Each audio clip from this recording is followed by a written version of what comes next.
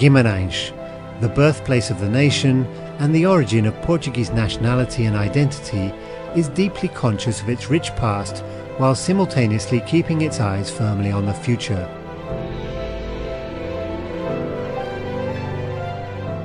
Inhabited since the Bronze Age, the area has been home to a wide variety of peoples and cultures, giving it a long-standing historical tradition as a place of creation of both wealth and culture. The fertile soils, mild climate and abundance of waterlines have always made this region highly conducive to human settlement. Among numerous archaeological remains in the municipality, a key site is the Cidade de Briteiros, one of the most important pre-Roman forts in the northwest of the Iberian Peninsula.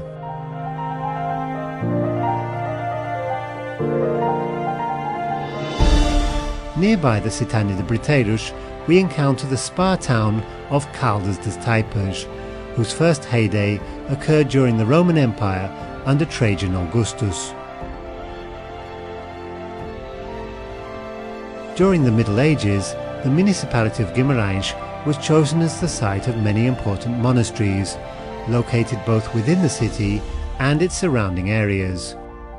From this period onwards, the zone also served as an important centre for the manufacture of raw materials, in particular the tanning and cutlery industries.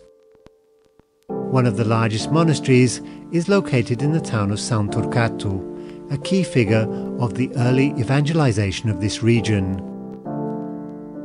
The monastery hosts one of the largest and busiest pilgrimages in the Minho region, the Grand Pilgrimage of São Torquato.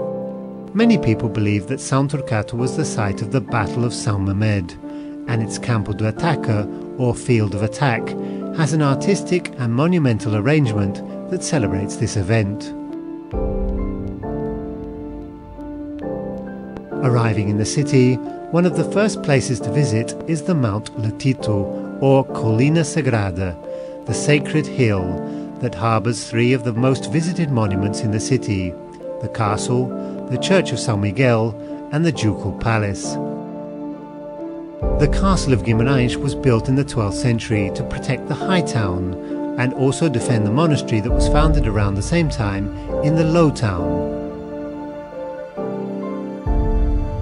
The Church of São Miguel contains the font where the first King of Portugal, Dom Afonso Henriques, is believed to have been baptized. Finally, the Palace of the Dukes of Bragança, which in addition to being one of Portugal's most highly visited museums, is also the official residence of the President of the Republic in the north of Portugal.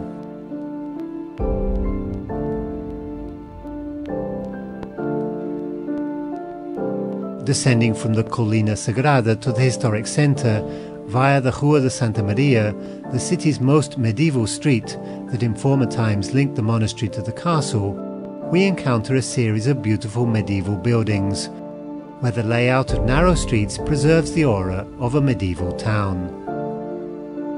The authenticity of the urban rehabilitation process, combined with maintenance of the resident population, were key elements in the historic centre's classification as a World Cultural Heritage Site by UNESCO in 2001.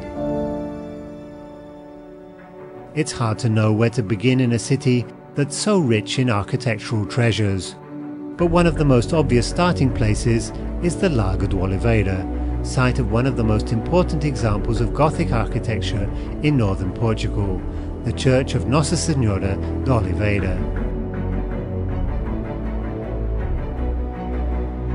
The site occupied by the church and by the Alberto Sampaio Museum originally housed the monastery founded by the Countess Mamadona Dias in the 10th century, which was later transformed into the Royal College of Santa Maria de Guimarães, one of Portugal's most important and wealthiest religious institutions in the early Middle Ages. Masterpieces of the museum include the offers made by Dom João I to Nossa Senhora de Oliveira at the end of the 14th century, the dazzling, gilded silver Gothic triptych depicting the Nativity, and the military vest worn by the king in the Battle of Aljubarrota.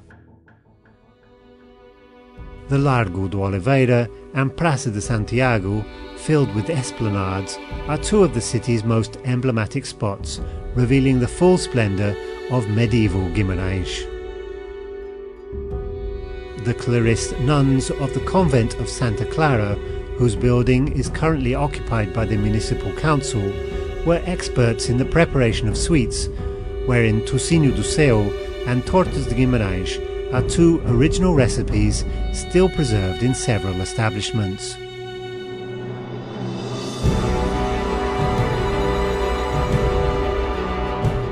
During the 15th and 16th centuries, the religious orders began to settle outside the city walls. One example is the church and convent of São Domingos, whose site is partially occupied by the Sociedade Martins Sarmento, an archaeology museum profoundly linked to the Cidade de Briteiros and archaeological investigations. The Church of São Francisco originally formed part of the Convent of São Francisco, the first Franciscan convent installed in Portugal in the 13th century.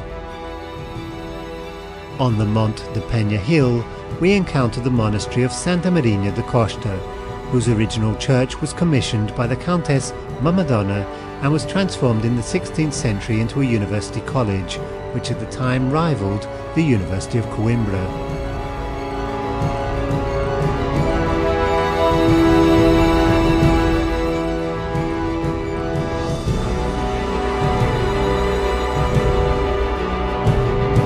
The Monte de Penha, which includes a sanctuary and a cable car line, houses a series of services and tourist attractions while offering spectacular views over the city, including on clear days a vast horizon that extends along the River Ave to the Atlantic Ocean.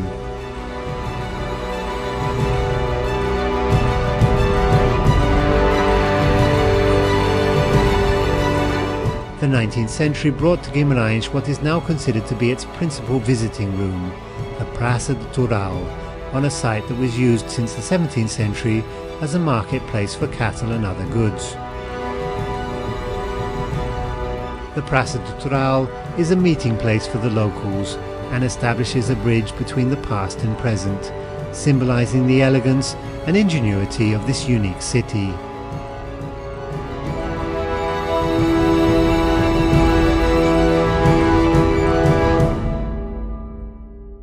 Within the city itself, one of the main areas of industrial production was the Corus neighbourhood, crossed by the river Corus, where we can still see the old cleaning and tanning tanks.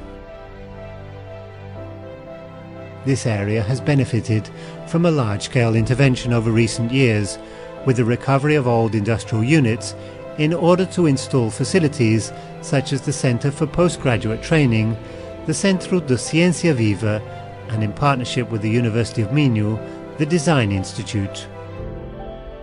The main pole of the University of Minho in the city is located in the campus of Azurém, that catalyses the production of knowledge in the region and the launch of new business initiatives. The Centro Cultural Vila Flor, completed in 2005, has been an important centre for the production and promotion of cultural initiatives, with a regular schedule of exhibitions, concerts and shows. The organisation of Guimarães European Capital of Culture 2012 exponentially increased the city's creative capacities and artistic production, thereby attracting new audiences and presenting new cultural initiatives. The new infrastructures created include the Platform of Arts and Creativity, which transformed the old market hall into a multifunctional space dedicated to artistic activities, cultural workshops and projects related to the arts and the creative industries.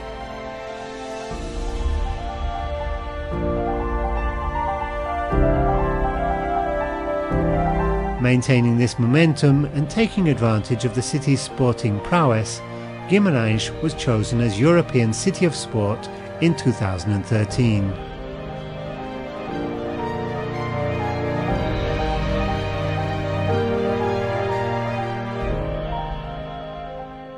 With all these attractions, the city of Guimarães and its historic centre in particular are visited by hundreds of thousands of people every year. Guimarães isn't only a place to see and photograph. It's above all somewhere that should be sensed from within, sharing the daily experiences of an elegant city with a unique charm.